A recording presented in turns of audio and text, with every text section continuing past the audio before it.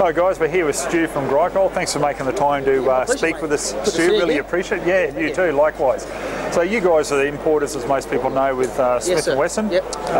Guys at home. 33 years now. Yep, a long time.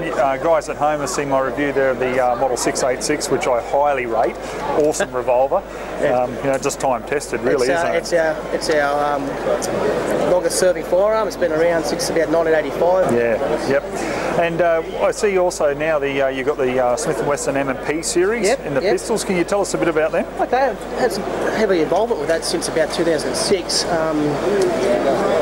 M&P is a reverse engineered firearm. Typically, the engineers of manufacturers go and say, okay, we've now designed this great gun, you've got to go out there and sell it. Yep. And after our Sigma series issue with, I guess, the Seahouse Block Assemblies, with the Block suing Smith, Smith suing Block, and it was settled out of court, Smith said, okay, we need to design a pistol that's going to do what we want it to do. Yep. So rather than have the engineers design a gun and then the salesman go out and sell it, they said, okay guys, go to the salesman, go to the end users, the operators, and say, okay, what would you like to see as a feature of the pistol? Yep. And to that end, the M&P was born. So what they did use is they used a lot of some of the, I guess, engineering designs from the Sigma series pistol, incorporate that, specifically the ergonomics of the grip angle, right, and then went further from that. So with that, you have a pistol now it's I believe, a step above what else is around. Okay, so we can actually have a look at one here? Sure. We've got the M&P 9, the old M&P 9 Pro. Bear in mind, I've got the Crimson Trace grip on this one. So. Because you guys also import Crimson Trace as well, don't you? We do. Yep. So we've got the M&P 9L. The M&P 9L is our, I guess, base model, if you want to call it that. Yep. It's a typical Smith & Wesson 3-dot sight system. Yep. Okay. It's an ambidextrous slide release, and a reversible, use the word reversible magazine release. Right. Okay. So whilst the firearm might be turned as ambidextrous, it needs to be fitted to the left and right hand. Yep. The gun is sold with 3 interchangeable palm swells, small, medium and large. This has a Crimson Trace on it, as you know. The 9L is what we call a compliant pistol for Australia. 9mm, 5-inch, 10-round magazine capacity. Typically what they did is they went and said, okay, we've got a situation now where we've got a firearm, it's in 9mm, it's polymer frame. What can we do that's going to give, I guess, the most benefit to the operators? And to that end, what they did do, as I said, is they made it truly ambidextrous with the slide release. They've got a Weaver rail on it now, sorry, a Picatinny rail rather than Weaver, so anybody's light source goes on. Typically, you would find a firearms manufacturer would associate themselves with a light source manufacturer, and they went entirely reversed and made a Picatinny rail. Inside, we've got an incorporated chassis inside, the steel chassis inside. See where the 2 pins are. That's where the chassis starts and finishes. Okay, and it's got removable rails. So basically, if you might find a situation where a rail snaps off with another brand of firearm, the firearm's frame has to be scrapped. Ours, you can keep the frame operational. Right. Okay. It's available in full retail. Feels really nice in the hand. I like these palm swells. I've seen them on a couple of firearms nowadays, especially more recent ones that I've reviewed, and it's good because I've got fairly large hands, so I can really adapt it to where I want. So. And that addition there of that laser on it too is a neat little feature. That was a little fun thing we put on at the last minute. I find it a very good training tool. More important for trigger control. You see the laser moves horribly. You can see someone's got some issues with trigger control. Absolutely. I find that it's a tool very, very good for new shooters. And some experienced shooters that sort of sometimes might have some remedial issues going on. So, as we do. So the 9 Pro is another version that we have now. It's a step above. It's our more of a target version. It's probably more designed for IPSC competition. Okay. It's got the incorporation of your fibre optic front side, a Novak target rear, and whilst it says target, it's still only adjustable for windage, not elevation. It's got what they call textured palm swells now. and the incorporation of a trigger pack in it, which drops the trigger pull down from 6.5 pound to 5.5 pound, plus minus one. Yep. And typically they'll pull around about sort of 4 3/4 pounds. And a shortened reset. So what it does do is it gives you a quicker follow-up shot. Obviously for the show purposes we can't do that because of the firearms activated in accordance with the requirements, but you'll find it's a very positive reset trigger, a very, very light, snappy trigger pull. Again, based upon the same frame. Yeah, that feels quite nice. Yeah, very nice. They're just very well balanced too. Like the one thing for a gun with a steel top end, it would be very sort of nose heavy top end. Yeah, that's right. But it's not. Like, you know, I can just balance it there, and it's virtually balancing right there. So it's got a very, very low grip angle to bore axis. Right, they wanted to try and hit the bore as low into the hand as possible, knowing that your wrist is a pivot point.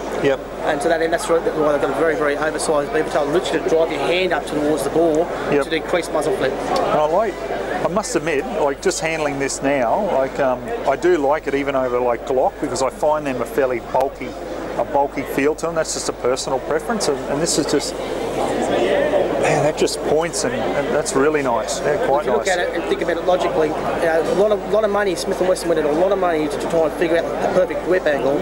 And if you remember, the 1911 is 17.5 degrees, that's 18 degrees. So it's a very ergonomic, very positive natural pointer. With a 22 degree grip angle, I tend to find I've got to cant the hand down. It doesn't feel quite so natural. And do you guys actually import the M&P 22 and the pistol? At this point in time, no. And the reason for it is the M&P 22 at this stage is non-compliant for our target legislation. We are in negotiations with Smith & Wesson to try and produce something that's going to be a bit more compliant. But essentially, it's going to mean a longer barrel, and I want something that's going to be a little bit more aesthetically pleasing. So they do a California compliant 10-round magazine. But as soon as I can get the barrel length issue sorted out, we'll start bringing them in. What about with you know, people like who have got licenses for primary production for category H and security and things like that? Not that really 22 is a security firearm, but what I'm getting at is guys who have got that where they're not restricted to 10 rounds and things like that. Are you still able to order them or not? Yeah, for sure. You are. We've got 2 coming in now. More for collectors at this point in time. One guy was trying to acquire it on his normal category license, and I said, well, obviously you can't have it on that. And he goes, but what about my collector's license? And I said, well, that stage, yes, you can. We still bring in the normal length or short slide M&P 9s and M&P 40s, and security guards and primary producers can have them on those licenses. As again, yes, you're right. There's not much restricted on magazine capacity. We've moved a few of those across. Obviously, not as many as I'd like personally, but we're getting there started. Absolutely. And what else have we got here, mate? Anything else of interest in the front booth? We've got the Smith & Wesson 327 TRRA. That's our scandium frame pistol. Aluminium frame pistol, scandium cylinder. Chambered in 8 round 357 mag. 5-inch barrel. Fully compliant for Australian legislation. We've got our Smith & Wesson Governor. It's chambered in 45 ACP. Can take 45 long colt and 14-gauge shotgun. The reason why I brought that down is because that would probably be, I think, a good solution for a primary producer as well. A heavy caliber projectile for heavier animals. That's right. Especially getting around a few, you know, amongst cattle and things like that. If you want to put cattle down and things. So we've got our Model 29 engraved nickel at the moment. I brought that down just purely to sleep, and it's an engraved nickel Model 29. Collectors like it. It's one of about 3 left in the country, and once they're gone, that's the end of it. I must admit, this is too nice to even be able to shoot. This one apparently is sold to the gentleman over there at the SSAA, wherever he is. He's back to us, and he's actually going to shoot it. I was like, yes, I wouldn't do it, but I think I'd be hanging on to it for collection purposes. We've then also got our 1911 Pro Series.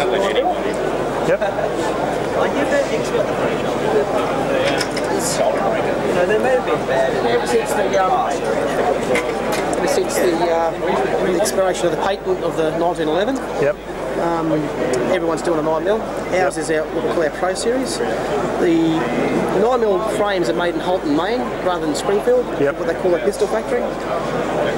But they've got some beautiful love and attentions paid to these things, the way they're assembled and how they're built. They use Wilson Combat components, Wilson magazines, Wilson magazine well, and Wilson sights. Very well built pistol.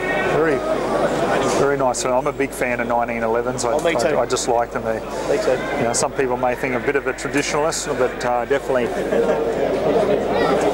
they just point and they shoot very well. Well, going back to that, you've got half a degree difference between the two. Yeah. So a patent that's now touching on 100 and something odd years old. So something old is new again. That's right. Yeah. Exactly. All right, mate. Well, look, thanks very much for your time. I really appreciate that. If anybody wants a bit more information on the products, can you just give them your website? www.grycol.com.au. We've also now have a Facebook page, finally, after all this time. So search for Grycol on Facebook, and you'll see some updates from this weekend's show and some regular stuff from them. No worries at all. All right, guys, by all means, jump on, have a look. As I said, you've seen me review a bit of the Smith & Wesson with regards to the revolver. Great products, been around a long time, so why not check them out?